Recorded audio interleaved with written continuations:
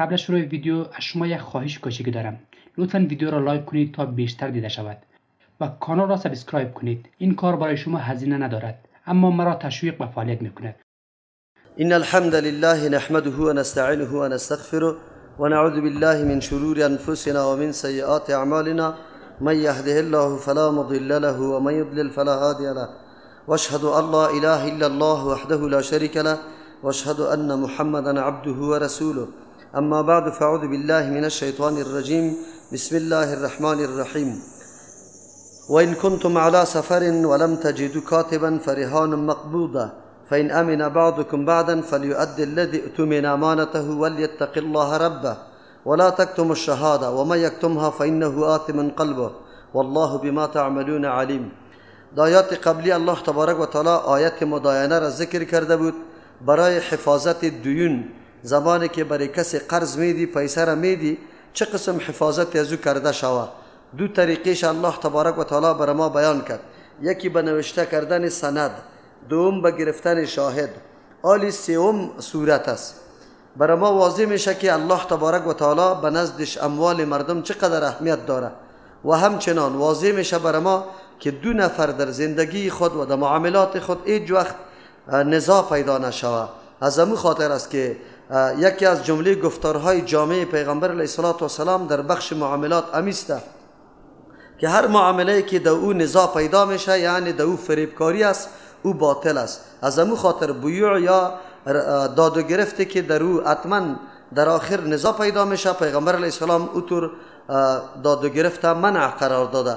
چرا در نظام مقدس اسلام دو برادر مسلمان باید زندگی به امن تیر بکنه، یکی دیگه با یکی دیگه ضدیت یا کینه‌توزی نداشته باشه و هیچگاه محل نزاع پیدا نشود.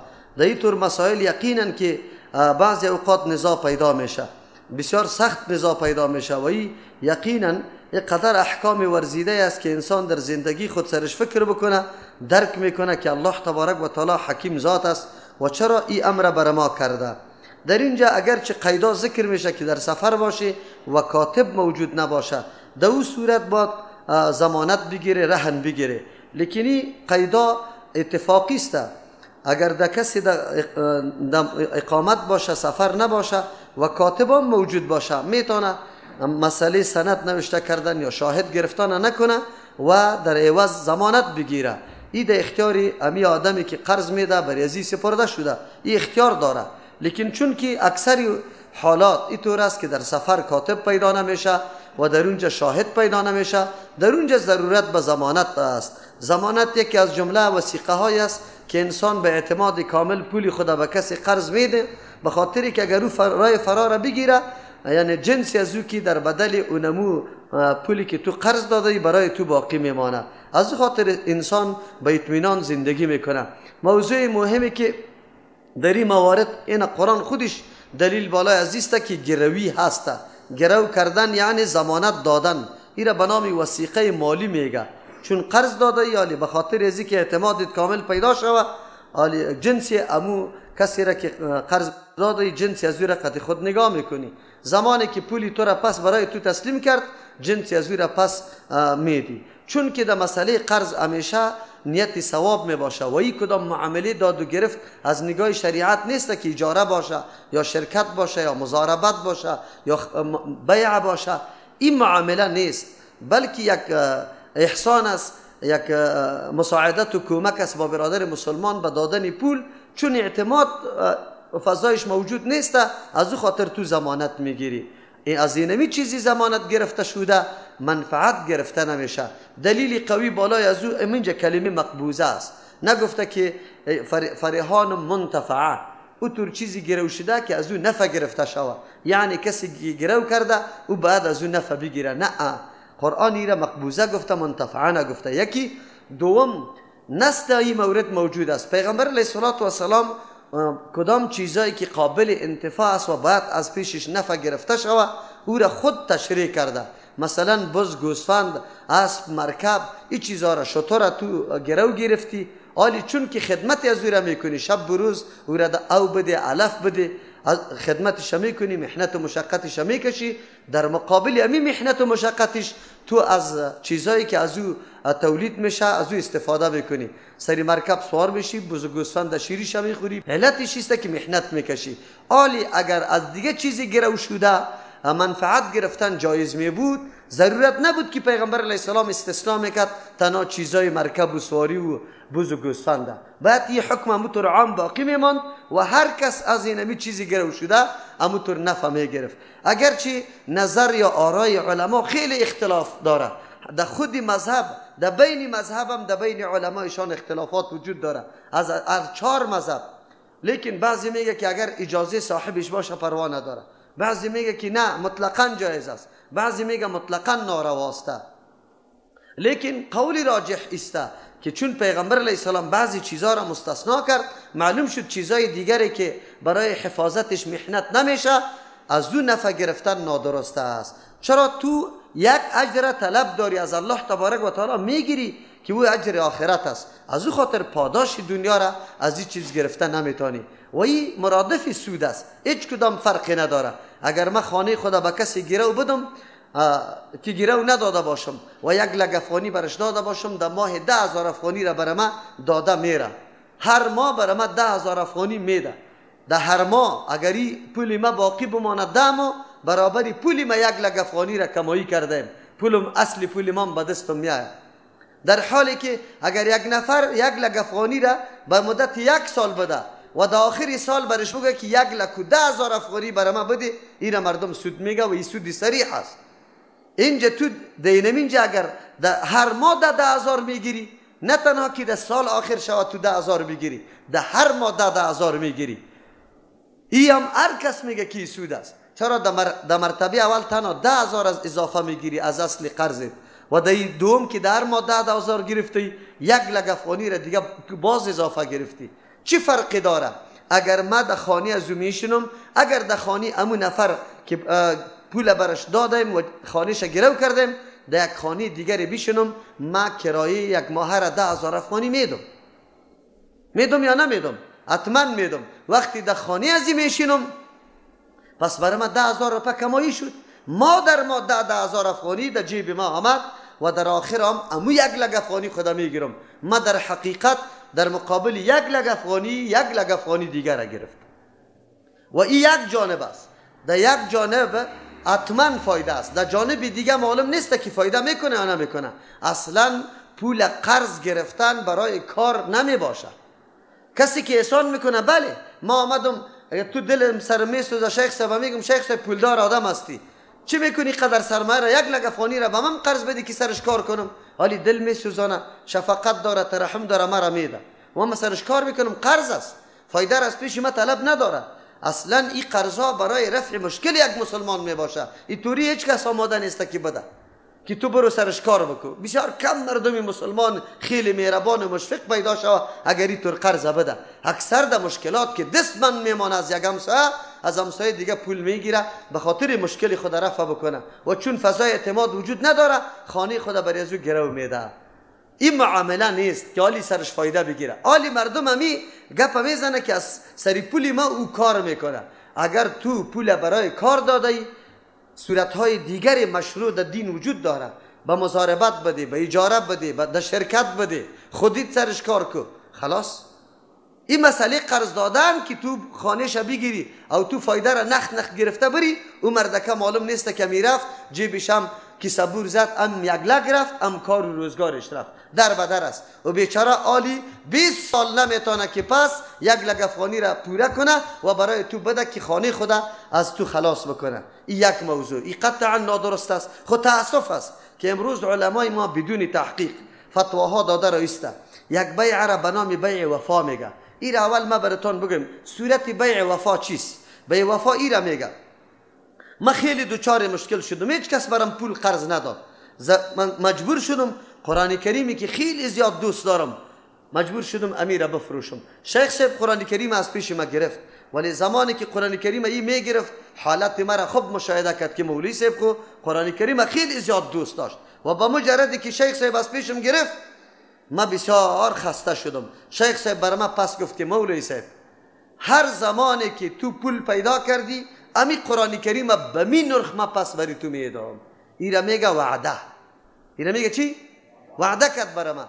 چون به وعده خود وفا کردن یک احسان است، یک امر ضروری است.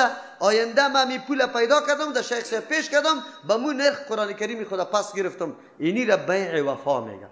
این در صورت صحیح است که قبلا در وقت گفتگوی عقد شرط گذاشته نشود. چی گذاشته نشود؟ که به شرطی قرآن کریم به تو میفرشم که هر وقتی پول پیدا کردم پس همی قرآن کریم برای من به نرخش بده. فتاوای شامی رسایی کنه. این شرایط بیع وفا را.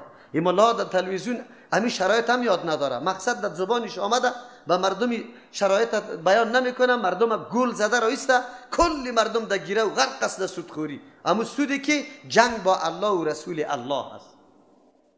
نمیگه که مردم دعایش قبول نمیشه. سود خود تنهایی نیست که گناه جنایت برای خود کردی، جنایت برای اولادیت کردی، جنایت برای خانوادیت کردی در حق تو، چون از غذای تو از مال تو مردم میخوره، او دعا را الله قبول نمیکنه، در حق تو دعا قبول نمیشه. این را باید نظر بکنیم. از او خاطر این گپ نادرست است. بیع وفا این را میگه. امی فتاوای شامی نوشته میکنه که المعروف کالمشروط. اگر دوا اسنای عقد امی شرطا را نماندی لیکن در عرف مردم امی تو رواج بود، کلگی که نمیتونه عقد میکرد، معلوم دار بود که دیگر روز اگر امی پول پیدا کنه به مو نفر میده و به مو نرخ پس میگیره. در بین مردم امی رواج بود، معروف بود، مشهور بود. ایام به مثل مشروط است. از او خاطر این عقد نارواست. امروز امی طور است. دیگهش چه سعی کن؟ چون که مذهب حنفی را بیخی بدنام کرده. لبازی در هر چیزی لبازی، ولی واقعیت هم داره، هسته. در کتاب همی طور است. قول امام ابو یوسف رحمت الله علیه است، میگه اگر کسی در زکات حیله بکنه اینطور حیله کنه، او را نشان میده. ما در این مورد او را ما گناهگار میدانیم. چرا گناهگار میدانیم؟ و مردم حیله ساقط شدن زکات نشان بده. ما در رمضان یک 2 لک افغانی در دستم آمد، زمانی که باز دیگر رمضان می آمد میدم دستی در سنوی خودی را بخشش میکنم. حالی سال تکمیل شده خود نو رمضان میاد که سال تکمیل شده رمضان زکات و فرض شما ما فرد ای را 1 ماه پیش به سنوی خود بخشیدم. باز همین ماه رمضان که تیر شد باز از سنو گرفتم. عجیب است. در دین الله مذاق درست نیست. اینطوری حیله بازی قطعا درست نیست، ولی در کتاب فقه ذکر است. اینطوری حیله بازی یا ای را بیع جایزی میگه. بیع جایزی چی معنا؟ اصل خبرش میگه که ای اصلا گیرو است، خو سند بیع قطعی نوشته کو. سند چی بکو؟ بیع قطعی نوشته کو. اصل خو گیرو است. هر وقت که می پول پس به ما دادی، بگو هر وقت که می پول پس به ما دادی، ما می زمین می خانه را پس تو چی میکنم؟ تسلیم میکنم. خب من از پیشش خورده را ایستم، از خانه استفاده کرده را ایستم. این را به نام چی یاد میکنه؟ بیع جایزی. نکنیم دین الله را. الله که کدوم حدود گذاشته به مو پابند باشیم. الله برای ما معامله بیع را علایده ذکر کرده، مضاربت علایده ذکر کرده، شرکت علایده ذکر کرده، اجاره را علایده ذکر کرده، سلام را علایده ذکر کرده. به هر کدام شرایط و آدابش مکمل برای ما بیان کرده. چرا ما بگیریم سر دین مذاق شروع کنیم، راه ها را جور بکنیم که هیچ صورت باقی نمانه؟ آلی خیر دیگه چی باقی ماند؟ سود. آلی آسان سود نمیسته. آسان سود نمیست. سود نیست. خیر سود چی مفهوم داره؟ یک تعداد شیخای ما باز پیدا میشه. شیخا را میشناسی؟ این شیخا چی میکنه؟ چون که پشت همی ایله ها کلی عمر تیر کرده، میگه در خانه خوبیش خود مای 100 روپه پس بده. خانه 10,000 روپه کرایش است و این چند میده؟ به مو صاحب خانه که پیسه را از پیش گرو کرده به او 100 روپه در مای داده رایسته. از تو سوال دارم جناب محترم، تو اگر امی پول بری تو نمیداد امی خانه تا به 100 روپه میدادی؟ نه. خود تعجب است که عمر رضی الله عنه در سایه دیواری قرضدار خود نمی نشست. در سایه دیواری قرضدار به کسی که قرض داده بود در سایش نمی نشست. گفت به خاطری که منفعت از قرضم نوردارم. اگرچه حدیث سندن ضعیف است لیکن امت قبول کرده، اجماع شده تا امروزه ای در فقه یکی از جمله قواعد اساسی قرار گرفته. کل قرض جر نفعا فهو ربا. هر قرضی که فایده را به خود جذب میکنه او چیست؟ سود است. امام ابو حنیفه رحمت الله علیه هم در سایه دیوالی قرضدار خود نمی نشست. خود تو حنفی نیستی، حنفیت بدنام کردی. تو یک شما باور به الله بکنی امروز مردم دادی حنفیت به الله قسم اگر حنفیت بفهمه از عقیده امام ابو حنیفه رحمت الله علیه خبر نداره بیچاره. اما طور مست هستن حنفی خدا میگه. مسلک امام ابو حنیفه رحمت الله علیه را نمیفهمه کی کدام مسلکش است، چی است، چه قسم است. خب بله میفهمه. در کجا میفهمه؟ در جایی که نقصش است نمیفهمه. یک قاری و مولا نمیگه که به نزد امام ابو حنیفه رحمت الله علیه اجرت گرفتن سری تعلیم قرآن نارواست. قرائت قرآن خب بگذار. امام ابو حنیفه رحمت الله علیه سری تعلیم قرآن اجرت چی میگه؟ حرام میگه. امی آیت قرآن پیش میکنه ولا تشتروا بآیات ثمنا قلیلا. علمای متأخرین احناف یک کمی که دیدن موضوع خیلی سخت شد، مردم از تعلیم قرآن مانده، میگه سری تعلیم جایز است و سری قرائت قطعا جایز نیست. در یک فتوا نیست. لیکن غرپس که در خورده رو ایستن یا نی میگیرن یا نی. همیا را بگو شما خدا از حنفیت میزنی. در فقه حنفی چطور است؟ چی رقم شما عمل میکنی؟ خب معلوم شد که احکام الله پیش ما هیچ اعتباری نداره. منافع شخصی معتبر است که منافع شخصی دیش بود، باز دیگه نه بگو که در مذهب است نه بگو که در مذهب نیست.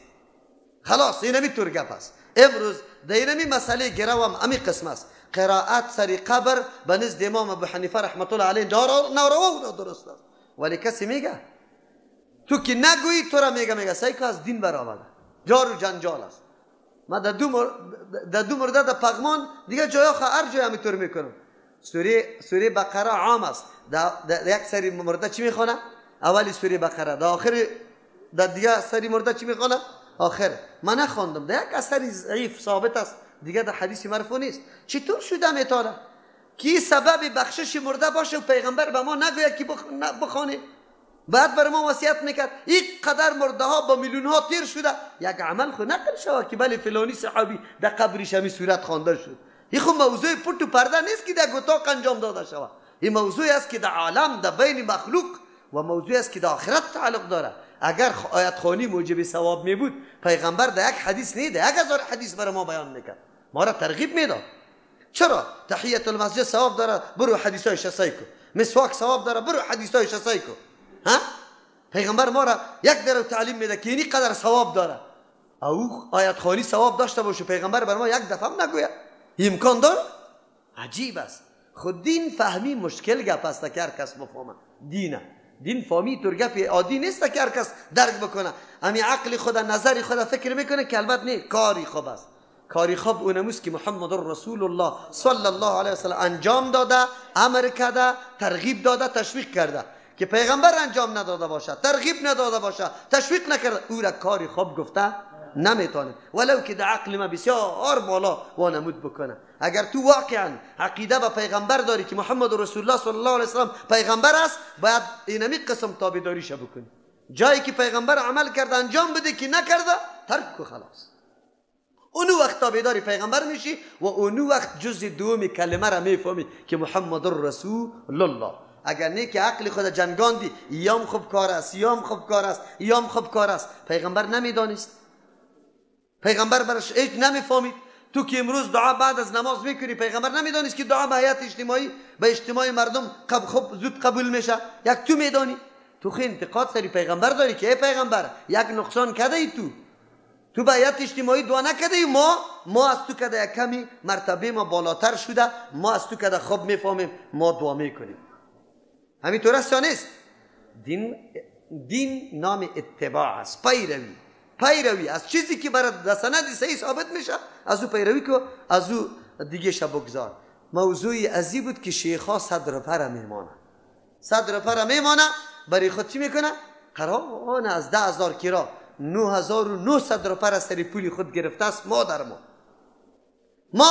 9,900 افغانی را گرفته است، بازی را سودام نمیگه، این را حلال گفته میخورندام. الله تبارک و تعالی رحم بکنه. قطعی علمام الله معامله میکنه، قطعی مردم هم الله معامله میکنه که چطور گپ است، چه قسم است، دین چی را میگه و ما پیروی چی را میکنیم. الله رحم بکنه. و این کنتم علی سفرین، اگر باشی شما در سفر، ولم تجدوا کاتبا، نیابی شما کسی نوشته کدنی را، در او زمان کاتب پیدا شدن در محله و در قریه نبود. در سفر خو به طریق اولا چی پیدا نمیشد. چرا؟ بیسوادی در او زمان در حد نهایت خود رسیده بود. الله تبارک و تعالی چه قسم همی قرض آدم حفاظت کنه؟ دو طریقه را پیش گفتیم. آلی طریقه سیم فرهانون، پس گرفتن گرو است، چیزی گروی است مقبوضتون، در حالی که قبض کرده شده. اینطور گروی که قبض کرده شده باشه، یعنی حتما تسلطی امی کسی که پول داده تسلطی ازی سرش ثابت شود. اگر همونطور معلق بمانه که برو باز ما چادری خدا برات میدم، این گرو شده نمیتونه. گرو وقتی میشه که در قبضی امی آدمی که پول داده در قبضی چی شود بیاد. کلمه مقبوضه دو فایده را براتان داد. یک فایده است که قبض میشه، باید ملکیت امی قرض دهنده ثابت شود، کسی که طلبگار است ملکیت ازی ثابت شود. دوم فایده را برای ما رسان که تنها قبض میشه، نفس پیشش گرفته نمیشه. این امانت پیشی توست، من حیث وثیقه و ضمانت برای تو پیشی تو افتاده، نه ای که برای منفعت تو ایره گرفته ای. این کار نکنی. اونجا میگه اگر شما در سفر باشه و کاتب پیدا نکنی. آیا اگر کسی در سفر نباشه و کاتب هم موجود باشه گرو گرفته میتونه؟ بله. عملی پیغمبر علیه السلام است. در آخر عمر خود ذره خود چی کرده بود؟ گرو کرده بود بامرای یهودی در مقابل 20 پیمانه جو. پیغمبر علیه السلام 20 پیمانه جو از یهودی گرفت و ذره خود بر یزو داده به حیث گرو است. حال یهودی و ذره را دکار نمیندازه که بره سرش جنگا بکنه. پیغمبر علیه السلام هیچ وقتی ذره را به این خاطر نمیده که بره در دست کافر بیفته و کافر مسلمان قطعمی ذره پیغمبر زده بره. این امکان است؟ نه. خو میفهمید که این ذره امانت است، سیره استفاده کردن نمیتونه. از او خاطر در حالت اقامت هم اینمی گپ است. فین امن بعضکم بعضا، اصل خو اینمی طور است. سه طریقه دینتان حفاظت کنی، یا سند بگیره، یا شاهد بگیره، یا گرو بگیره، به خاطر که پولتان ضایع نشود و سبب نزاع تو از او نشود، جار و جنجال پیدا نشود، قتل و قتال در بین نشود. امروز دوستی خیلی صمیمیت است، اما چون قرضی تا نمیده اینمی طور قطشیستی در سرحد میرسی که راه را میگیری میکشیش. همین طور است یا نیست؟ قرآن که کدام نکته را بیان بکنه دو حکمت‌های خیلی زیاد است. من خودم کار میکردم، امیالی کم از کم 3 لک افغانی و سری مردم است. شما باور به الله بکنی 3 مرتبه در خانه کسی رفت امام، در وقتی رفتن ما اینطور یک عذر پیش کرد، گفت به الله قسم پیسی که چولوم نبود. ما دیگه خب انسانیت و اسلامیت همی تقاضا را میکنه.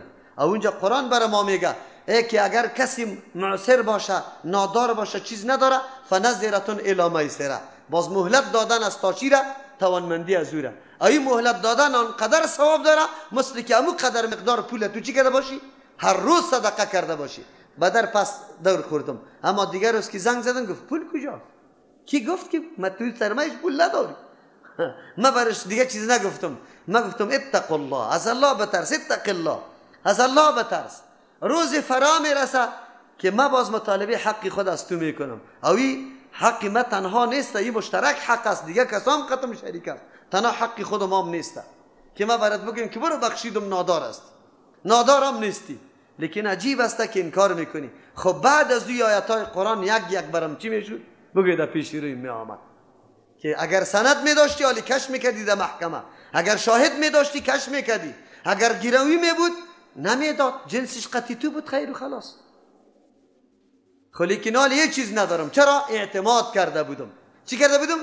قرآن اینجا میگه فین امین بعضکم، اگر امین دانست بعضکم بعضی از شما بعضن بعضی دیگرها را، او را امین میدانه که برو پروانه داره، فلیؤد الذی، الله علی امین میگه که امین تو را خود دوستیت سری تو اعتماد کرد، نه سند از پیشت گرفت، نه شاهد مقرر کرد، نه گیرو از پیشت گرفت. خود تو باید چی بکنی؟ فلیؤد الذی، باید که بپردازه او کسی که اؤتمنه امین مقرر شده، امانته، امانتی از او آدمه. اینجا قرض تعبیر به امانت کرد. چرا قرض به تعبیر به امانت کرد؟ که یک کسی نه گرو از پیشت گرفته، نه شاهد، نه سند، خی به طریق امانت شد بری تو نه. او امانت تا کس خیانت نمیکنه. و آدم آنقدر احسان سرت کرده که تو را کش نکرده که سند بگیره، شاهد بگیره، از پیشت گرو بگیره. اینقدر احسان قطعی تو کرده نیکی، تو را قابل اعتماد فکر کرده باید از الله بترسه. کدام الله؟ ربه ولیتق الله ربه. این کیسته که عالی امی آدمی که امی کارا بکنه که ملامت است کی سلامت است. الله یک نقطه را میگه الله مالک متصرف است که من امروز زورم نمیرسه پس از پیشت گرفته نمیتونم، اما ذات مالک متصرف وجود داره. روزی فرا میرسه که از تو میگیره. خب این گرفتن با سخت گرفتن است. پیغمبر علیه السلام از صحابه سوال کرد مفلس میشناسه؟ صحابه گفتن مفلس کسی است که چیزی نداره در زندگی خود، طعام میگه پا چیزا نداره. پیغمبر علیه السلام میگه نه نشناخته. مفلس کسی است که در روز قیامت آورده میشه، دارای اعمال نیک هست، اما یکی را دشنام داده، دیگر را اذیت کرده، دیگر را مالش خورده، دیگر را ظلم کرده. این آدم دیگه چیز نداره که برای از او بده. همین نیکی های از یاد تقسیم میشه دو دو دو دو دا آخر یک نیکی به آدم باقی نمیمانه. خلاص اینی را آدم مفلس میگه در روز قیامت که عمل نیکیت که سبب نجاتت است در اونجا و سخت برش ضرورت داری، خب این را مردم از پیشت بگیره و تو در میدان باقی بمانی. اینی را مفلس میگه. این مردم چون با قرآن ننشستن، امروز هر نفر که میبینی شکایت داره، حتما پولش یکی چی کرده؟ برده، دزدی کرده، یا قسم خورده، یا خدا گم کرده، یا آدرسش خدا از بین برده. اینی کارا را کرده. علت چیست؟ عقیده وجود نداره در قلب. هیچ نمیگه که ما پیش الله تبارک و تعالی رفته نیستم یا نه. امروز پول از پیشم میگیره، در روز قیامت عمل نیکی مرا، روزه مرا میگیره، نمازی مرا میگیره. این قدر درک بکنه. از امو خاطر است که امروز اینمی حالات در بین مردم روان است، حق تلفی و حق خوری.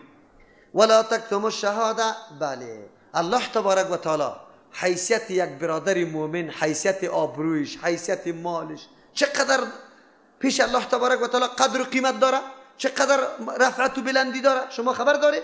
اونجا دو موضوع را الله بیان کرده بود، تحمل و ادای شهادت. الله فرمان داده بود که در وقتی برداشت شهادت هم حاضر شوی، ایده خود بانه وانه نکنی که اینجا یک موضوع است فیصله میشه تو بعد شاهد شوی. امی قسم در ادای شهادت هم بعد ایلو بانه نکنی. خب بله او آدم هم لحاظ تو را بکنه که برای تو اذیت و ضرر نرسه. چرا؟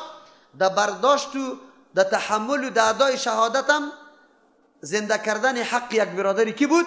مسلمان. یک روی دیگه هم اینم اینجاست که تو خو رفته ای در صحنه شاهد جور شده ای، آلی باز در صحنه حاضر میشه که شاهدی بدی، لیکن شاهدی را پنهان میکنی، حقایق نمیگی. الله باز برات میگه ولا تکتم الشهاده، شهادت شما پنهان نکنی. دیده ای واقعه اینمی قسم تیر شده و در پنهان کردن شهادت تو حق مسلمان پایمال میشه، ضایع میشه. الله تبارک و تعالی برات میگه شهادت پنهان نکنی. در هر موضعی که حق یک مسلمان دیدی که تلف میشه و تو اونجا شاهد هستی، ندادی شهادت یا پنهان کردی شهادت، گناه کبیره کردی. قرآن کریم میگه و من یکتمها فانه آثم قلبه، کسی که شهادت پنهان میکنه یقینا قلبی از او گناهگار است. همیشه دلسوزی از چی میشه؟ از دل و روح میشه. شفقت و مهربانی از دل و روح میشه. یک کسی که آبروی یا عزت یک مسلمان از صمیم قلب میشناسه، او آدم است که برای زنده کردن حق از او پای لچ میکنه و حتما میگه که اینمی مظلوم باید چی شود؟ بگویم مورد ظلم قرار نگیره، مظلمش پس باید ادا شود. اگر کسی در میتور موقع شهادت نمیده، الله میگه قلبی از این گناهگار است، این شفقت نداره، این حیثیت و آبروی برادر مسلمان خود درک نکرده. از او خاطر والله بما تعملون علیم. الله به هر چیزی که انجام میده علیم است. یک کار برای چی انجام میدی؟ به خاطر رضای الله، برای از اینکه برادر مسلمان هم حقش تلف نشود تو کار انجام میدی یا پنهان میکنی؟ الله آگاه است. قطعا محاسبه داره. در روز قیامت با همگی نمیتونه محاسبه میشه. الله اکبر. ولا تکتم الشهاده، شهادت شما پنهان نکنی. اگرچه اینجا در بحث مسئله دین است، اما مفهوم قرآن عام است. شما خبر داره که شهادت کدام چیز است. شهادت پرد نکنه. عالم محترم در کدام مسجدی که امام هستی و مردم میبینی با چشمی سر که در قبر رفته و از پیشش طلب داره، در سر منبر بیان بکن مردم دیدی که اون زنا به نام نظر بیبی دیگچه پخته میکنه، مردا به نام حسین و به نام سخی نظرا را میگیره، در سر منبر بیان کو ولا تکتم الشهادت. چشم دیدی خدا که در اونجا میبینی، ایره پنهان نکو، ایره بیان کو که مردم درک بکنه. این شهادت است. وکیل در پارلمان مقرر میشه، رئیس جمهور مقرر میشه، رأیی که شما میدی این رأی یکی امانت است، یکی شهادت است، یکی وکالت است. این رأی 3 حیثیت داره. چند؟ 3 حیثیت داره. وکالت است، از خود وکیل میگیری. وکیل کسی را میگیری که یقینا در میدان مبارزه سخنران است، مقابله داره، غیرت داره، متدین است، از حق تو دفاع کرده میتونه. اینطور کسی انتخاب بکنی، چرا وکیلیت است. یک. دوم امانت است. امانت ان الله یأمرکم ان تؤدوا الامانات الی اهلها. قومیت لحاظ نمیکنی، تنظیم لحاظ نمیکنی، منطقه و جغرافیا را لحاظ نمیکنی، مذهب لحاظ نمیکنی، هیچ کدام از این لحاظ نمیکنی. چی را لحاظ میکنی؟ دین و عقیده را لحاظ میکنی که کی اهلیت از این داره. اگر خلاف رأی دادی، شهادت پنهان کردی، در امانت خیانت کردی و این شهادت هم است. تو در بین شاهدی میدی که در بین 10 نفری که انتخاب شده، کدام کسی را که من میگم که اینی قابلیتی است، امی وظیفه و عهده است، شاهدی دادی یا نه؟ شاهدی دادی که این اهلیت داره. اینجا اگر تو غلط شاهدی دادی، نفر از نگاه دین طول نکدی، اما تو در جای دیگر رأیت انداختی، شهادت پنهان کردی، به نزد الله تبارک و تعالی مسئول است. این آیت قرآن تو را میگیره. ولا تکتم الشهادت. جناب معلم صاحب، استاد مکتب، بدانی پارچه شاگردی تا که گرفتی، مطابق امو سوالا جوابا ارائه شده، نمره ندادی یا اضافه دادی، شهادت پنهان کردی. این شهادت است. پس پارچه شاگرد که پیش میشه، این شهادت معلم است. معلم شاهدی میده که شاگرد لیاقت اینی نمره را داره و پیش روی تا آمده در نظرت، خود تو سوال به خاطر بچه کاکا و بچه ماما یا تو فگک برات آورده، یک کمی او را چلی پاگک میکنی یا خود نوشته میکنی، اضافه میکنی، برای از او حل آمده. امروز کلی معاملات ما همی قسم تیر شده. او را چی میکنی؟ ارگانایی که سندا داده رو ایسته به مردم از دروغ، این مردم در پیش الله پیش میشه، به پیش الله پیش میشه. شاهدی دروغ داده، یک روز هم مکتب نخوانده، چوپانی کرده، امروز سند 12 را داره، 14 را داره، 16 را داره.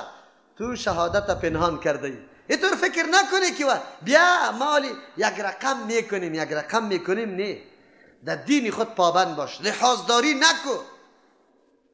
کسی را مقرر میکنی در مکتب روان میکنی که حیاتی اولاد مردم تباه کردی. خود چوپان است بیچاره، خود نمیفهمه و او را معلم برای اولاد مردم روان کردی. یک خیانت نکردی، تو گرفتی ملت ذبح کردی، اولاد مردم ذبح کردی که علم حاصل نکرد. کسی که علم حاصل نکنه حیثیت چی را داره؟ مردنه. تو میفهمی که چقدر خیانتی بزرگ مرتکب شده. قرآن امیر میگه ولا تکتم الشهادت. شهادت شما پنهان نکنید. یک موضوع نیست.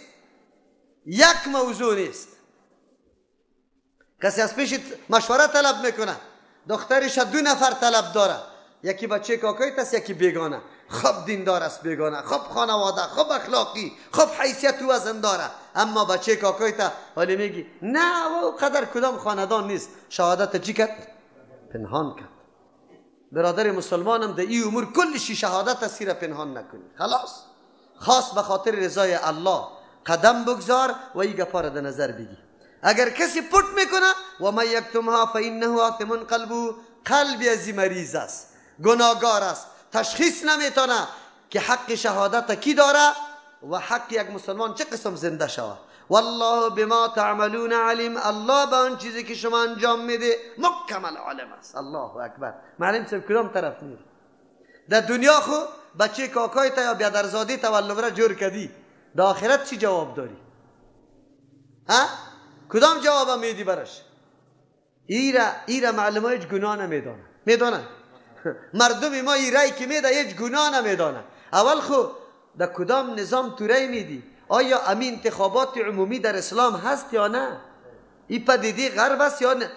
یکی از جمله قوانین دموکراسی است یا قوانین اسلام است که تو برای تن بدی؟ این گپا را خود کس سوال نمیکنه.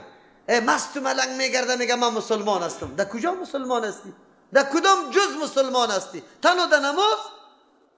در دیگه جز مسلمان هستی؟ سوال کردی که من این کار بکنم نکنم، این کار درست است یا نه؟ مراجعه نکردی. فقط در چی مسلمان هستن؟ در وضو کردن و نماز. در توی مسلمان نیستن، در مرده مسلمان نیستن، در رایگیری مسلمان نیستن، در همکاری کافر مسلمان نیستن، در ولا و برای کافر مسلمان نیستن. بس مسلمان در کجا هستن؟ در وضو کردن و نماز خواندن. این مسلمان اینطوری اسلام نمی باشه. پیشتر کردیم یا ایها الذین آمنوا ادخلوا فی السلم کافه، مکمل در اسلام داخل شو. هر جزید بعد صدای اسلام بزنه. لله ما فی السماوات و ما فی الارض، خاص در اختیار الله تبارک و تعالی است. اونجا بر ما گفت که هر کردار شما را الله میدانه، حالی وسعت ملک و اختیاراتش الله بیان میکنه. لله، خاص در اختیار الله است ما آن چیزی که فی السماوات در آسمان است و ما فی الارض آن چیزی که در زمین است. کل ملک الله است، کل معبود چیست؟ عبد الله، بندگان الله است، مملوک الله است، بندگان الله تبارک و تعالی است و مخلوق الله است. همه مخلوق است، الله خالق است. مخلوق با خالق برابر شده میتونه؟ قرآن خو میگه هر چیزی که در آسمان و زمین است در ملکت الله قرار داره. مخلوق است، مملوک است. پیغمبر است، اگر ملک است، اگر جن است، اگر انس است، اگر ولی است، اگر صحابی است، کلگی محتاج به الله است. او تو میگیری مخلوق که عاجز به الله برابر میکنی. ان تبدو ما فی انفسکم، عالی وسعت علم خدا بیان میکنه. پیش گفته بودم کل صفات الله در چند صفت راجع میشه؟ یکی علم محیط و یکی قدرت کامل. همه اختیارات از کیست؟ قدرت کامل از الله تبارک و تعالی. معامله میکنه قطعی تو، محاسبه قطعت میکنه. اینطور فکر نکنی که امروز هیچ کس نیست، مرا نمیبینه، کی از پیشم بازخواست میکنه. الله وجود داره. دوم، یک چیزم از الله پوشیده نیست. و این تبدو ما فی انفسکم، اگر شما شکارا میکنه آن چیزی که در نفسای شما است، او تخفو یا میپوشانی، یحاسبکم به الله، حساب میکنه الله با آن چیزی که شما در دل گرفتی. الله بعد از او الله اختیار داره، کسی الله را مجبور کردن نمیتونه. نازدانه و گلدانه پیش الله وجود نداره، نیسته. فیغفر لمن یشاء، بخشش میکنه الله به کسی که میخواه. کسی که لیاقت یزیره داره که بخشش برشوه، از نیت و ارادی و بنده خود الله میدانه، لیاقتش الله میدانه که لیاقت بخشش است یا نه. و یعذب عذاب میده من یشاء، کسی را که الله بخواه که کی مستحق عذاب است. الله چون علمش محیط است، الله قدرت کامل داره، او میدانه کدام بنده قابل مغفرت و کدام بنده قابل عذاب. والله، فکر نکنی که قدر مخلوق چه قسم حساب میشه، چه قسم جزا داده میشه. والله علی کل شیء قدیر، الله بر تمام چیزا قدرت داره. مفسرین دو نظر داره. یک تعداد مفسرین میگه مسائل مداینه تیر شد پیش، مسئله کاتب نوشتن، شاهد گرفتن، ادای شهادت، ای کل گپا. الله میگه که در کل گپا الله اگر شما در نیت و ارادهتون چی گپاست، در این معاملات الله از پیشتان خبر داره، قطعتان معامله میکنه. چرا شهادت پنهان کردی؟ چرا در ادای شهادت حاضر نشدی؟ چرا در تحمل شهادت حاضر نشدی؟ چرا دعوای نقض کردی؟ چرا در گیروی زیادت کردی یا ظلم کردی؟ کلش، کل معاملات الله تبارک و تعالی خبر داره، قطعی تو محاسبه میکنه. لیکن قول راجح است سوره بقره در اختتام است. احکام متنوع مربوط زندگی، معاملات، فرهنگی، سیاسی، کلش تیر شد. عقیدوی، الله تبارک و تعالی میگه این معاملات خصوصا مسائل خانواده، زنا شوهری خیلی زیاد تیر شد، خصوصا مسائلی که تعلق با ایتام داشت. و مردمایی که خیلی مظلوم بودن، دسترسی در هیچ جای نداشتن، بدانه که الله محاسب است، حساب قطعتان میکنه. اینطور فکر نکنی که قطع ما حساب نمیشه. صحیح است به یک چلو ول از پیش ما حقی مرا گرفتی، زمینی مرا زیر آوردی، مختلف نیرنگ زدی، اما پیش الله رفتنیستی قطعی تو یکه یک حساب میکنه.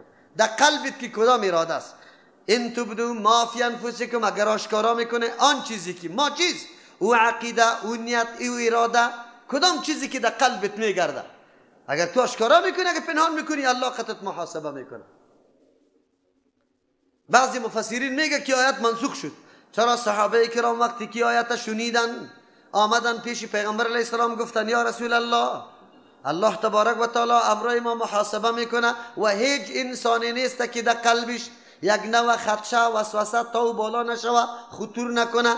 اگر الله قطعی او گپ و خیالات ما را محاسبه بکنه، کلی ما غرق و هلاک هستیم. پیغمبر علیه السلام صحابه را میگه برای شما مناسب نیست که گپا را بزنی. شما وقتی که آیت الله را، حکم الله را میشنوی، بگوی که سمعنا و اطعنا، شنیدیم بالکل اطاعت کردیم با سر و چشم.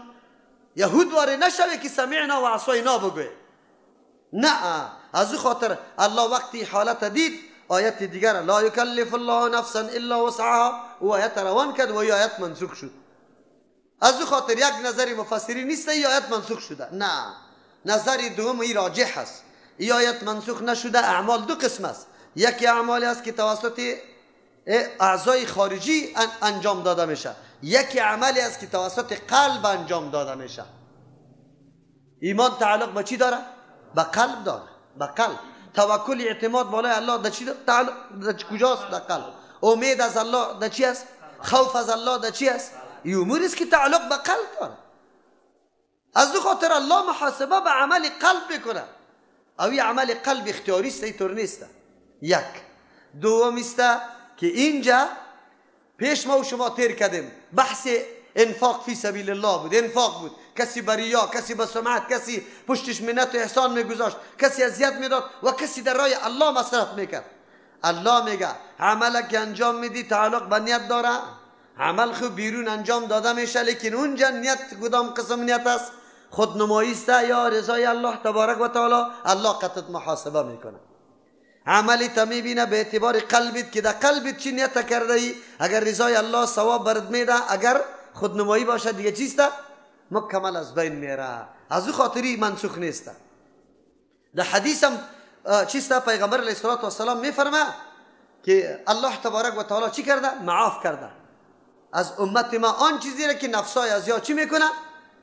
بیان میکنه، پیدا میشه برش. و در حدیث دیگه است اگر کسی قصد به گناه میکنه، تا وقتی که گناه را انجام نداد الله گناه نوشته نمیکنه. خب که انجام داد گناه را یک گناه نوشته میکنه. او کسی که قصد نیکی میکنه به مطلق قصد نیکی یک چیز نیکی نوشته میشه که انجام بده. باز چند نیکی؟ ادنایش 10 نیکی است، دیگه زاید ارچکی است. پس دو قسم چیزاست در قلب. یکی عزم راسخ یا اراده و همت برش میگیم، یکی خیالات نفسانی است که گاهی در دل آدم خطور میکنه.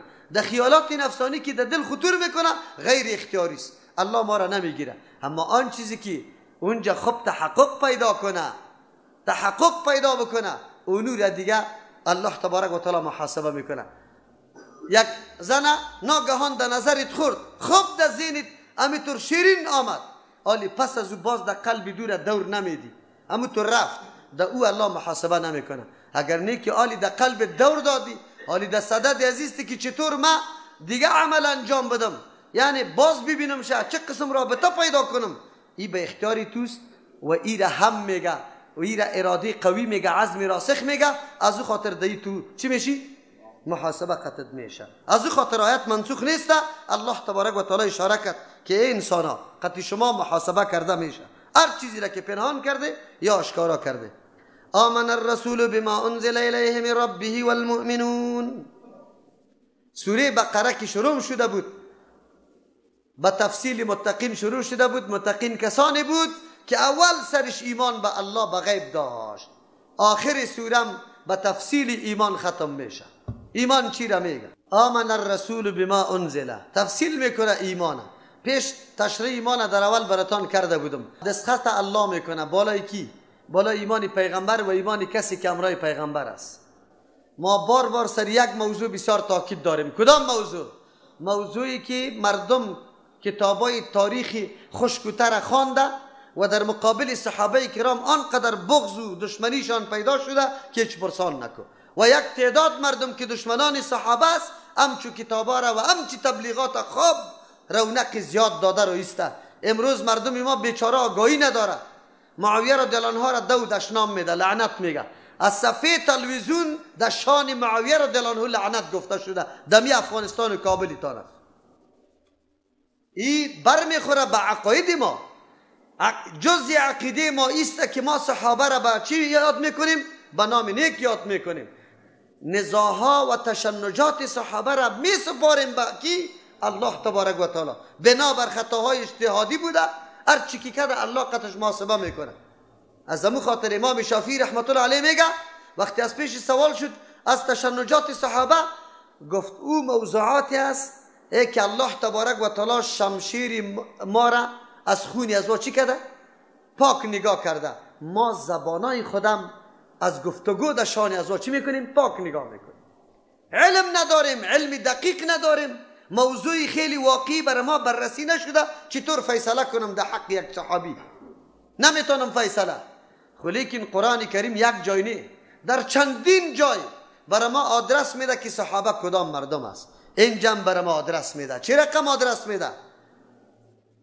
چه رقم ایمان پیغمبر و صحابه را الله دستخط کرده، مهر مانده که او ایمان بوده. خصوصا که سوره بقره کدام احکام تیر شده، پیغمبر و صحابه در این اول نمره بوده.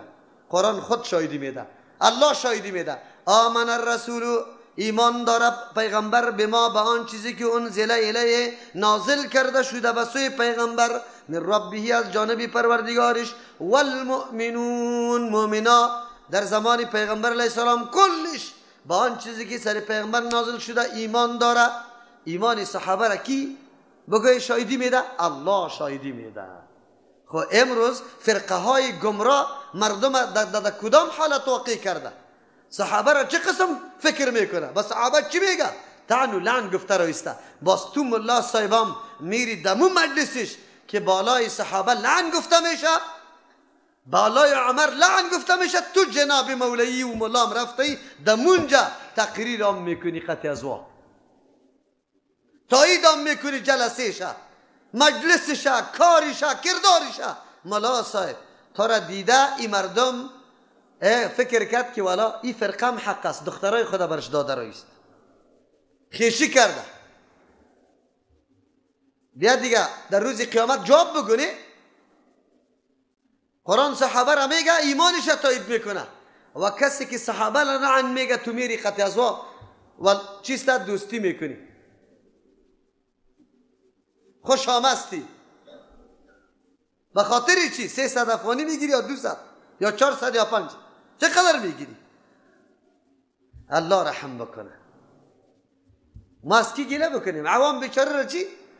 و کسایی که قرآن میخوانه، حدیث میخوانه، کتاب عقیده خدا میخوانه، ما احسان صحابه را هیچ پوره کرده نمیتونیم. آنقدر صحابه سر ما منت گذاشته که هیچ پرسان نکو. این دین توسط کی بر ما رسیده؟ این تشریع دین پیغمبر کی بر ما کرده؟ جنبه عملیش کی بر ما نقل کرده؟ وقتی که صحابه را از بین ببریم خود دین مکمل از بین رفته، سند از بین بردیم. چطور شده میتونه که ما به صحابه نعوذ بالله طعن و لعن بکنیم؟ او تو جناب مولوی باز، تو جناب دکتر صاحب مولوی صاحب از صفحه تلویزیون میگی که نکاح پروا نداره در بین اردویشان. تو شرایط نکاح چی است؟ یک شرط نکاح، آیا نکاح مشرک میشه؟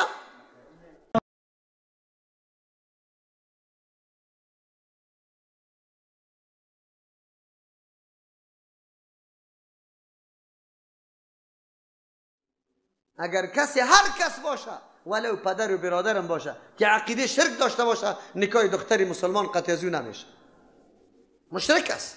ولا تنکحوا چیسا مشرکین. قرآن برای ما گفته بود. اما تو مولوی صاحب چه حالاتا کردی؟ ببینی پیش مردم سیاست خیلی پیش است یا دین؟ سیاست دروغ. پیش مردم مصالح تنظیمش پیش است یا دین؟ پیش مردم مصالح مردمیش خیلی پیش است یا دین؟ پیش مردم مقام و چیست موقفش خیلی پیش است یا دین؟ شما میبینید که مردم برای حفظ مقام، مصلحت تنظیم، اما گفا دین پایمال کرده رایسته، پایمال کرده رایسته. امروز همونطور حالت است. خو اسلام میگه نه، مسلمانی سوچه و پاک و صاف باش. با کسی که همینطور اسلام داره قطش دوست برادر شو که برادرت باشه برادرت. کی؟ برادرت که اسلام صفا نداشت خلاص. چرا اسلام بمی معیار آمد یعنی که معیار دیگه داشت؟ بمی معیار آمد یا دیگه داشت؟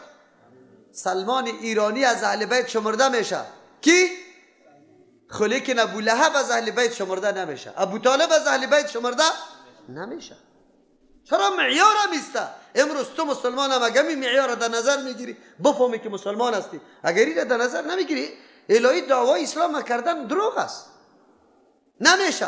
قرآن تایید میکنه و تو نعوذ بالله قطشان شریک میشه. یک موضوع آمن الرسول بما انزل الیه، ایمان داره پیغمبر به آن چیزی که نازل کرده شده الیه به سوی پیغمبر، من ربی از جانب پروردگار. کسی که دعوت میده طرف کدام برنامه، اولین مصدق و تصدیق کننده و یقین کننده همو برنامه امو کس باید باشه.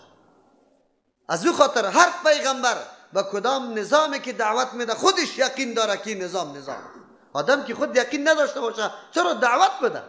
الله شاهدی میده که پیغمبر به کل ما انزل الیه مکمل یقین داره. والمؤمنون مؤمنان یقین داره. این ایمان اجمالی میگه. آن چیزی که بالای پیغمبر از طرف الله آمده مکمل پیغمبر و مؤمنان بالکل قبول داره، نزاع نداره. حالی تفصیل میکنه کل آمن بالله، هر کدام ایمان داره به الله تبارک و تعالی. ایمان به الله، ایمان به ذات الله، به صفات الله، به افعال الله. به ذات الله چطور ایمان داشته باشیم؟ قابل درک است؟ ذات الله را احاطه کرده میتونه نظری ما؟ قطعا نه. الله جسم داره. الله از هر عیب و نقصان چیز پاک و منزه است. و در مورد صفات الله چطور عقیده داره؟ صفات برای الله ثابت است. ثابت است یا نیست؟ ثابت است. اما رقم که در قرآن و حدیث ذکر شده بدون تشبیه، بدون تاویل، بدون تحریف، بدون تعطیل، هیچ نوع مداخله را باز دیگر نمیکنیم که صفات الله را تغییر بدیم. اینطور نمیکنیم. ایمان داریم به افعال الله. هر حکمی که الله میکنه او چی است؟ مشتمل به مصلحت های زیاد است، درست است. بس یقین میکنیم. چه و ملائکت، ایمان به ملائکه الله پیش براتون گفته بودم. ملائکه الله مخلوق الله است، مخلوق معصوم الله است. همیشه کدام وظیفه که از جانب الله برشان داده او را مکمل انجام میده. به اندازه رب زدن چشم نافرمانی الله را صاحب خورد و نوش نیز مذکر مؤنث نداره. همیشه در تسبیح و تهلیل و عبادت الله مشغول. صاحب بالاست. و کتبی، عقیده به کتابای الله داره. هر قدر کتابی که از جانب الله برای راهنمایی بشریت روان شده که آخری و کتاب کیست؟ قرآن کریم است. بعد از او دیگه کتاب نمیه و توسط آمدن قرآن کریم کل کتابای سابقه منسوخ شده، قابل عمل باقی نمانده. خود تو عقیده کو که دمو زمان امو کتاب قابل چی بود؟ هدایت بود و کافی بود برای مردم. و رسولی به پیغمبران الله کلگی ایمان داره. هر پیغمبر من حیث پیغمبر قبول داره. در زمان که روان شده برای راهنمایی بشر رسالت خود انجام داده. بالکل الله که کدام وظیفه برش داده او را در سر رسانیده. مردمان برگزیده از جانب الله تبارک و تعالی در بین مخلوقات بوده که آخری پیغمبرها کیست؟ محمد رسول الله صلی الله علیه وسلم. آخری صنف معلم و مربیش کیست؟ پیغمبر صلی الله علیه وسلم است. زمانای پیغمبرها حیثیت صنوفی مکتب داره. اول، دوم، سوم، چهارم. آخری صنف معلمش مربیش کیست؟ پیغمبر علیه السلام. از او خاطر دین از این کاملترین دین است. هیچ دیگه پرزه ناقص نداره. این مردمای مبتدع است که در دین هر چیز داخل کرده رو ایسته میگه دین ناقص است. نعوذ بالله. لا نفرق بین احد من رسوله. امتیاز ای اومد در کجاست؟ امتیاز ای اومد در ایسته که یا هیچ وقت تبعیض قائل نیست که یکی را قبول کنه دیگر را نکنه. نه در احکام الله، نه در پیغمبرای الله، نه در ملائکه الله. مثل یهود و نصارا نیست که امروز داد ازی میزنه که ما با کتب آسمانی عقیده داریم اما ملائکه الله را تفکیک میکنه. میکائیل قبول داره، جبرئیل نداره. موسی را قبول داره، خو عیسی و محمد قبول نداره. همچنان در احکام الله چی میکنن؟ تبعیض میکنه. آن چیزی که منافع شخصی سور عمل میکنه که نباشه دور میکنه. خو این امت اختصاصش است که تبعیض قائل نیست در بین انبیا. کل انبیا را قبول داره. اگرچه در فضیلت و مرتبه در بینشان تفاوت وجود داره. من حیث پیغمبر کل گیرکشان، چرا که از جانب کی آمده؟ الله آمده. لا نفرق، جدایی نمیاریم بین احدیم در بین هیچ کدام من رسولی از انبیاء علیهم السلام. اینطور نمیگیم که موسی را محکم بگیریم که عیسی علیه السلام بگوید از سری دار بکشیم. اینطور هم نمیکنیم که عیسی علیه السلام عینی الله بشماریم، خاص دیگه پیغمبرها این کار بکنیم مثل نصارا واره. و قالو گفتن، امتیاز صحابه کرام همی بود که گفتن سمعنا و اطعنا، ما شنیدیم و اطاعت کردیم. شنیدیم و اطاعت کردیم. دین نامی چیست؟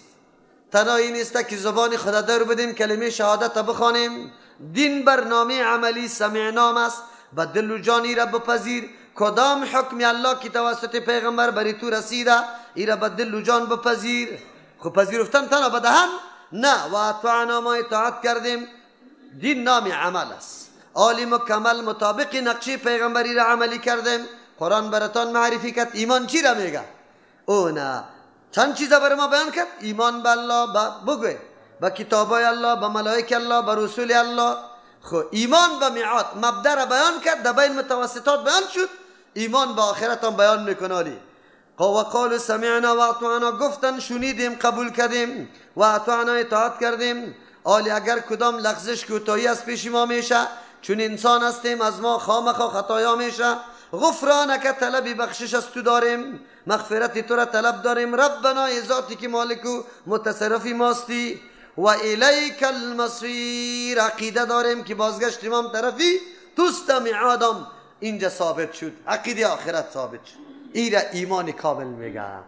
ایمان کامل اینمی را میگه که قرآن برای ما تشریح کرده و الله بیان کرد که پیغمبر و صحابه اینمی رقم ایمان داشتن. پیغمبر و صحابه به دل و جان به احکام الله خود تسلیم کرد او بالکل تطبیق کرد و اطاعنا شد.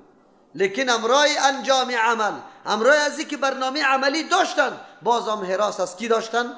از الله. چرا؟ امور رقم که الله لایق است که عبادتش بکنیم امکان است، بس پیش ما بسیار سهو و خطا میشه. انسان چی بکنه؟ قرآن بر ما یاد داد غفرانک ربنا، طلب بخشش تو را میخواهیم ای الله تبارک و تعالی. ربنا، ذاتی که مالک و متصرف ماست، ما را تربیت میکنی. یکی از جمله اجزای تربیت است که گناه ما بخشیده شود، لغزش ما معاف شود، کوتاهی و قصور ما معاف شود. ایام از جمله اسباب کیست؟ تربیت. تربیت انسان توسط ازی میشه. آخرین نهایت تربیت داخل کردن در کجاست؟ در جنت. و این وقتی میشه که انسان گناهایش چی شود؟ معاف شده باشه. اینی را جماعت مسلم میگه. اگر ما امروز دعوی اسلامیت داریم، باید به دل و جان احکام الله را بپذیریم، بیچون و چرا نگویم که چرا و این را حتما در زندگی خود تطبیق بکنیم. اگر قبول میکنیم بعضی را و بعضی را نه. یک آیت در تلویزیون 100 دفعه بگو اعلان میکنیم، خب آیت دیگه در عمر در 10 سال پاچایی هم یک دفعه اعلان نمیشه. این عجیب است. اینطور شده نمیتونه. اگر ما آن چیزی را که منفعت خودی ما عمل بکنیم دیگه شنه، باز دعوای ایمان نکنیم.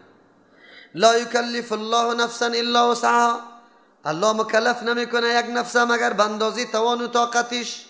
قرآن بر ما میگه هر قدر احکام الله که آمده مطابق و مناسب توانمندی و طاقت ما و شماست. هیچ حکم الله سخت نیست. یرید الله بكم اليسر ولا یرید بكم العسر. لیجعل الله چیسته که بگردان الله، لئلا یجعل چیسته علیکم فی الدین من حرج، که بالای شما در دین حرج و تکلیف باقی نمانه. احکام الله آسان است. اینی معنای از این میده که پیغمبر علیه السلام میگه مر الله تبارک و تعالی به دین آسان روان کرده. به دین چی روان کرده؟ هم احکامش آسان است. از توان و طاقت ما بالا ما محکوم نشدیم. لها ما کسبت و علیها ما اکتسبت، برای نفس آن چیزی است که کسب کرده و علیها بالای نفس به توان نفس ما آن چیزی است اکتسبت که خیلی به مشقت کسب کرده. دو نکته در اینجا وجود داره. لها ما کسبت، آن چیزی که به نفع نفس است او خیلی آسان انجام داده میشه. کسبت گفته، اکتسبت نگفته، مجرد گفته، مزید نگفته. در مزید مشقت می باشه. ایره کسی که صرف نحو را خوانده خاصیت بابا را میفهمه، ایره میفهمه. کسبت چرا؟ آن چیزی که به نفع نفس می باشه، مطابق فطرت انسان است، خواست انسان است. روحی درونی تو تقاضایش داره، از او خاطر زود انجام داده میشه. اما آن چیزی که بگوی علیها ضرر بالای نفس است، او خیلی به مشقت انجام داده میشه، روح و روانی تو را نمیخواه، لیکن بگوی بازم تو انجام میدی، از او خاطر در اونجا اکتسابات. یک نکته. دوم نکته، نیکی ها خیلی آسان است. نماز میخوانیم، دستی میرویم، وضو میگیریم، 4 عضو خدا میشویم، خدا پاک میکنیم، بیاییم در طرف قبله روی میگردانیم، به مکیفیتی که از پیغمبر علیه السلام به ما نقل شده نماز میخوانیم. یا آسان است، سختی نداره. خب لیکن وقتی که دزدی میکنی مفت نیسته. آلی باید خیلی منتظر شوی کدام مرده که کدام خانه خیلی غافل است، تحقیقات میکنی، چیستا جاسوسا پیدا میکنی، اینی مردم در شام خیلی غافل است، دروازش واز است، کی صبور کی میاد در موتر بالا میشه، خواب سعی میکنه کدام بچی کابلیست، کدام از دیات آمده، واسکرتی کلانه که دید میگه پیدا کردم. حالی تلاش میکنه خدا میرسانه، بری از او بابا جان تو اینجا بشی، خیلی شل شدی والا، دستایت بالا مانده، خیر از خدا دا با پالش میرسانه، امی دسمالکی تا خود بالا کن. او بیچاره یک قدر از این خوشی میکنه که چقدر مهربان آدم است، عزت مرا میکنه. زمانی که تا میشه بیچاره یک وقت زده، هیچ چیز برش نمونده، بسیار مشقت میکشه. یکی صبور مشقت میکشه. کسی که نعوذ بالله زنا میکنه مشقت میکشه. کس مرا نبینه بسیار حالتی چی باشه، ترس و لرز است، هر طرف است. شراب میخوری نمی قسم، سود میخوری نمی قسم، اینمی قسم مشقت کشیدن است، اکتسابات است. سینما میری پول میدی، تکت میگیری، بعد از اون گناه میشینی.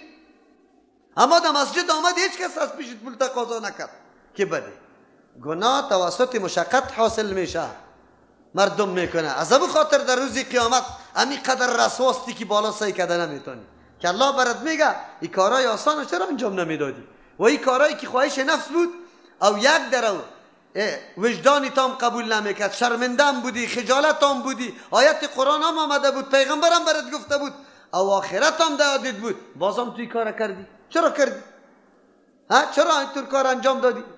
اینجاست که گناه به سختی انجام داده میشه. ربنا لا تؤاخذنا، پروردگار ما ای متصرف و مالک ما، لا تؤاخذنا، ما را نگیری، نسینا.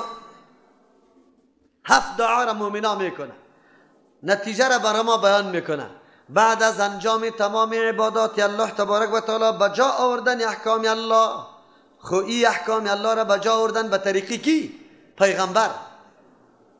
سمعنا و اطعنا، ما شنیدیم احکام تو را یا الله توسط کتابت، اما اطاعت کردیم به نقشه کی؟ پیغمبر. اطاعت که به نقشه پیغمبر نباشه قابل قبول نیست. آخری مرحله است، تو همه گپار انجام دادی، بازی طور متکبر نشوی که من خب بالکل نجات یافته هستم. نه، تا آخری عبادات و انجام احکام دست دعا را به الله دراز کو. چه قسم دعا بکو، چقدر فال نیک است. رمضان هم است و اینجا طریق دعا را قرآن بر ما یاد میکنه. 7 مطالبه داره مومنا. اول مطالبه، ربنا پروردگار ای مالک و متصرف ما، بر ما درس میده که چی چیزا وسیله بگیریم. وسیله صفت الله را، امو چیزا وسیله بگیریم که کلی انبیاء علیهم السلام وسیله گرفته، اصحاب کف وسیله گرفته، صحابه وسیله گرفته، بزرگای دین وسیله گرفته، اولیاء وسیله گرفته. کدام وسیله بگیریم؟ بگوی چیزی قرآن معرفی میکنه، ربنا ربنا ربنا، ای پروردگاری ما، یا الله ما، یا الله ما. خدا خدا نگوی. خب خدا از اسماء چی نیسته؟ حسنا نیسته. از او خاطر یا خدا یا خدا نگوی، یا الله بگوی، یا ربنا بگوی. ربنا ربنا، ای مالک متصرف ما، ای ذاتی که ما را تربیت میکنی، در درجه کمال میرسانی، در مو هدفی که ما را پیدا کرده ای در اوجا میرسانی. ما دیگم نیاز داریم. بله اطاعت کردیم، احکام بجا کردیم، لیکن دیگم نیاز داریم. چی نیاز؟ لا تؤاخذنا، ما را نگیری، ان نسینا و اخطانا، اگر ما فراموش کردیم یا خطا کردیم. گناه قصدی را خود تلاش داریم که انجام ندیم، خودداری میکنیم، اجتناب میکنیم به قدر طاقت، لیکن از پیش ما گاهی اوقات خطا میشه، فراموشی میشه. الله ده او ما را نگیری، ده او ما را نگیری، ده او خود نگیره. آدم فراموش کرده دیگه، تو خیلی اختیار نداری، در فراموشی انجام دادی، در خطام غیر اختیاری است. الله چرا بخشش کنه؟ هیچ گناه نیسته که بخشش کنه. جواب است همین فراموشی ما اسباب غفلتش از کیست؟ از خودی آدم. خطام اسبابش از طرف کیست؟ از خودی آدم. تو که خطا میکنی، اگر آب تنها در دهن پرتی مطابق گفته آخوندا نکنی که غرغرم فرض است. کی گفته غرغره فرض است؟ یکی زنگ زده مرا بیخی دیوانه کرد که غسل چپا شوه، که در روز غسل کنه، که چطور کنه که غرغره میمانه. او برادر غرغره نیست، که غرغره میمانه. برادر غرغره نیست. کی گفته غرغره است؟ در غسل غرغره نیست، در وضو غرغره نیست. مزمزه گرداندن آب در دهن میگه. آب در دهن پرتو شور بده خلاص، اینی مزمزه است. در وضو در غسل اینمی شور دادن فرض است. رساندن آب در هر گوشش فرض نیست. اگر گوشت خورده یا چیزی که چیست چربیدار است، این ما بین دندانای درفته. در کدام حدیث پیغمبر گفته که دندانای تان خوب خلال کنی به خاطر که آب برسه؟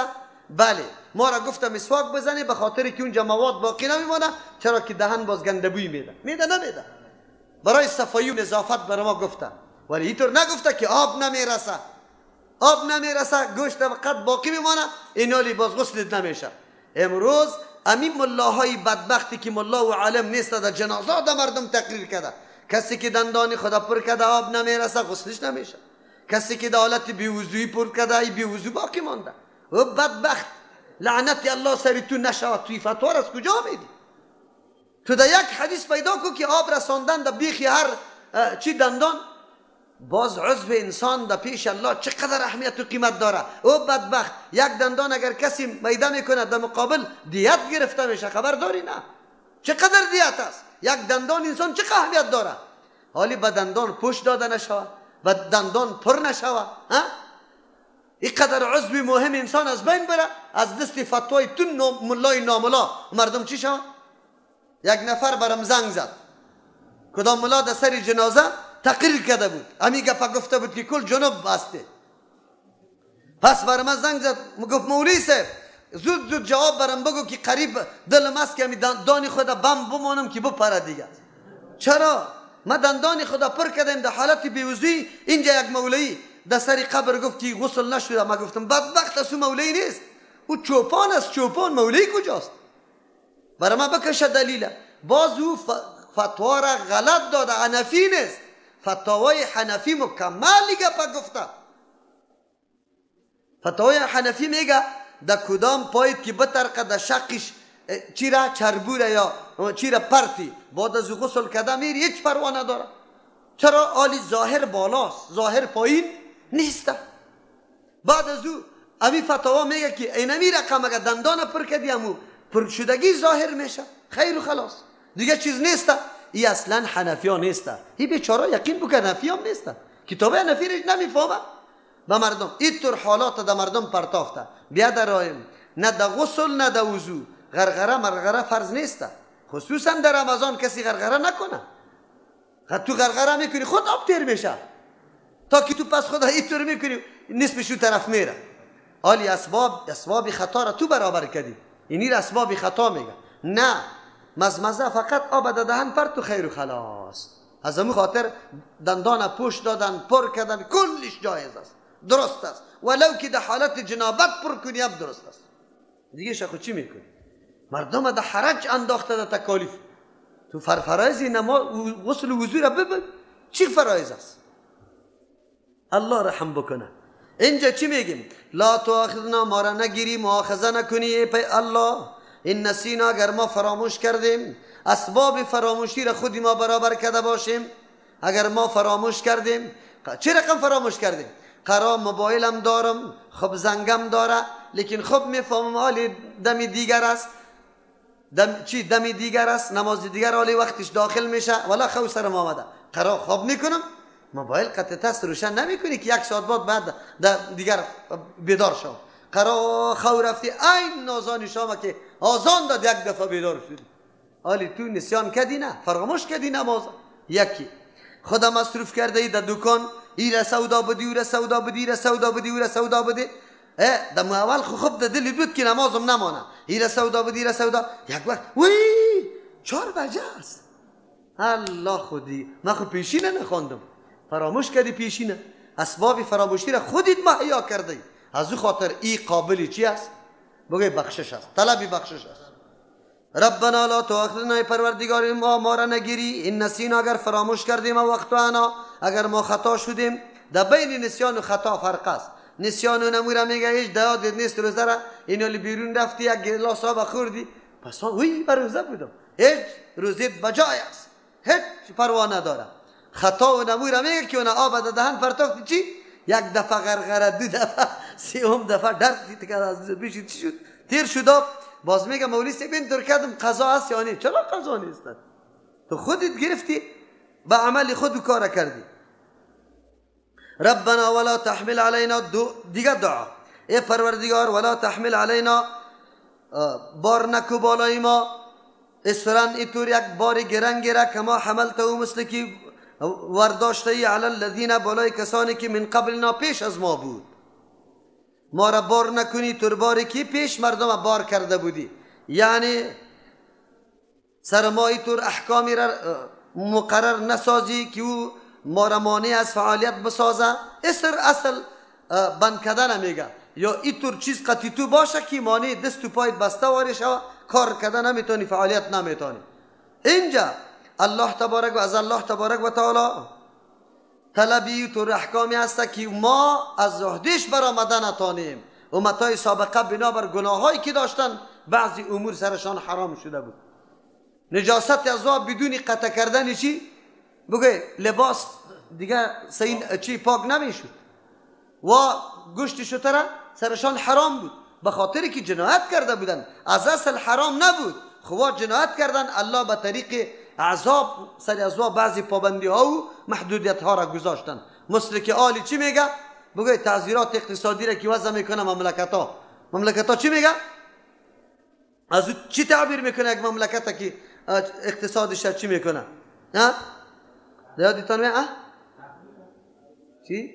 تحریمات اقتصادی میکنه. اینمی قسم الله تبارک و تعالی بنی اسرائیل و قومای سابقه را بنابر جنایاتش بعضی تحریمات سرش وضع کرده بود، اگرچه ذاتاً حرام نبود لیکن الله تبارک و تعالی گذاشته بود. تو دعا میکنی که الله ما را به اون حالت نرسانی که سر ما محدودیت ها وضع شود و ما تحریم اقتصادی شد. ربنا ولا تحملنا ما لا طاقت لنا به، ای پروردگار ولا تحملنا، سر ما بار نکنی ما آن چیزی را لا طاقت لنا به که نیست توانمندی برای ما به ادا کردن او چیز. اینجا معلوم میشه که تحمل یعنی ما را مکلف به انجامی طور امر بسازی که به بسیار مشقت ادا میشه. او طور کار سر ما نشوه که ما باز ادا نتانیم، از عهدش برآمدن نتانیم، که یک کاری که خیلی زیاد به سختی انجام داده میشه. مثل یک ریش سفیدی که حالی روزه را میگیره به بسیار چی که حتی حالت ذوب سرش میاد، اینی را تحمل میگه. تحمل برداشتی طور یک کاری که سری تو مشقت و گرنگی را میاره. از همون خاطر است که در اسلام به شیخ فانی جایز است که روزه را چی کنه؟ بخوره. چرا؟ به مشقت انجام دادن میتونه، خب خیلی تکلیف میشه، بیخی در حالت ذوب میرسه، الله برش اجازه کرده. واعفو عنا آلی. خب ربنا لا تؤاخذنا یک دعا بود، ربنا ولا تحمل علينا 2 دعا، ربنا ولا تحملنا 3 دعا، 4م واعفو عنا، عفو از ما، عفو در گذر میگه. اگر از ما خطا شد الله تو تیر شو از پیشیش، عفو بکن. واغفر لنا، بپوشان گناه ما را، وارحمنا، رحم بکو یا الله، گناه ما را الله محو بکو، بیخی از عمل نامه ما دور بکو. بعد از او پنهان کشه در ملا، باز او را شکارا نکنی که سببی رسوایی ما شود. وارحمنا، سر ما رحم بکو که حتی آثاری و گناه قطعا باقی نماند. ما توبه کردیم و گناه از پیش ما رفته، آثارش در وجود ما در دنیا هم باقی نمانه، در آخرت هم آثارش باقی نمانه. 3 دعای شد. 3 6 انت مولانا، تو مولای ماستی، تو باداری ماستی، تو متصرفی ماستی. فانصرنا، ما را نصرت بده علی القوم الکافرین، بالای قومی که کافر است. 7 دعا طلب کرده شد. اول در مورد خودی انسان بود، اول خود پاک شوی. از او خاطر اول خود سوال کردی که الله بر ما اونطور احکامی را روان بکو که مانع فعالیت ما نشوه، اینطور نشوه که ما او را انجام داده نتانیم یا با مشقت انجام میدیم، اونطور کار بر ما نباشه. بعد از او محو گناهی تا طلب کردی، بعد از او مغفرت طلب کردی که سری گناهیت قطعا پرده انداخته شوه، در میدان رسوایی آشکارا هم نشوه. بعد از او گفتی که رحم تا شامل حال ما بگردان که اگر چی ما چیزی نداشته باشیم خب مستحق جنت شویم. خب چیزی دیگری که ما آرزو داریم نصرت بالای کیست؟ قوم کفار است. چرا؟ مؤمن که در دنیا زندگی میکنه راحت وقتی برش حاصل میشه که قوم کافر مغلوب باشه. اگر قوم کافر غالب باشه مؤمن زندگی با عزت نداره. مثل امروز واره در هر جای مسلمان چیست؟ ذلیل، زیر اسارت کیست؟ یک قدرت خارجی است. از همون خاطر کل اختیارات پیش از واست، نقشه را تغییر میده، تصمیم وا میگیره، همه گپا دا پیش از واسته. این دعای مؤمن است. ما گاهی دعا کردیم سیکو مهمترین دعایی بود اصلاح نفس و بعد از او گفتی غلبه بر الله کفار باشه. ما برای خود زیاد دعا میکنیم که الله مرا و نمره کامیاب کن، الله برای ما خب یک زنی صالح و نیک نصیب بکن، دیگهش میگه شوهری نیک برام نصیب بکن، دیگهش میگه الله مرا دکتری ورزیده بساز، دیگهش میگه یک چوکی خیلی بزرگ برام نصیب بکن. خب این را نمیگیم که الله ما را سری کافر چی بکن؟ غلبه نصیب. سری کافر که غلبه نصیب کرد باز هر چیز برات مهیا میشه، باز هر چیز مهیاست. که اگر سری کافر غلبه نداشتی باز هیچ چیز برات مهیا نیست. آمین گفتی یا نگفتی؟ فانصرنا علی القوم الکافرین، ما را نصرت بدی بالای قوم کافر. این سوره بقره بود ختم شد به اینمی که آخری انجام یک بنده مطیع فرمانبردار که ایمان صحیح داره آخری حالتش است دعا و عاجزی و تضرع برای کی؟ الله تبارک و تعالی. و پیش که گناه های خدا یقینا امروز در این روزا یقینا مواقع است که به الله خود عاجزی کنیم، گناه های خدا پیش کنیم و بگوییم که الله ما خطا کردیم، انسان هستیم، نواقص خیلی زیاد داریم، خو یقین داریم که بخشنده گناه کیست؟ توستی. و این ساعتا و شبا و روزا و ساعتای چی است؟ اجابت دعا که الله قبول میکنه. دیگه از این خاطر بهترین موسم توبه برای ما و شماست که ما از گناه های سابق خود توبه بکنیم، آینده عزم راسخ داشته باشیم که پابند احکام الله تبارک و تعالی باشیم. برای دریافت سلسله درس های تفسیر قرآن کریم توسط استاد ابو عبیدالله متوکل رحمه الله با شبکه یوتیوبی مولانا متوکل رحمه الله وارد شوید.